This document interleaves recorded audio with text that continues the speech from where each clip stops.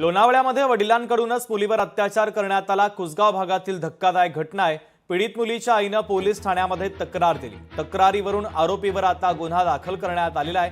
संबंधित प्रकरणाचा अधिकचा तपास आता पोलीस करतायत। तर वडिलांनीच मुलीवर अत्याचार केल्याचा हा धक्कादायक असा प्रकार।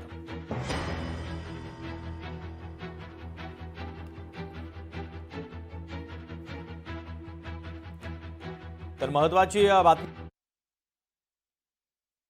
अत्याचार करण्यात आलेला आहे।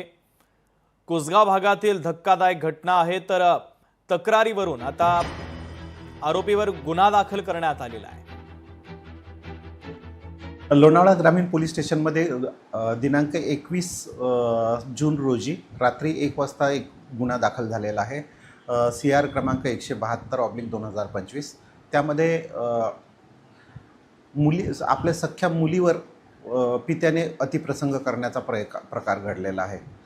हा अतिशय निंदनीय आणि घृणास्पद प्रकार आहे। त्या संदर्भात आपण मुलीच्या आईची, पीडितेच्या आईची तक्रार घेऊन गुन्हा दाखल केलेला आहे। आरोपीला अटक केलेली आहे। लोकशाही मराठी ऐका, पहा, जागरूक रहा।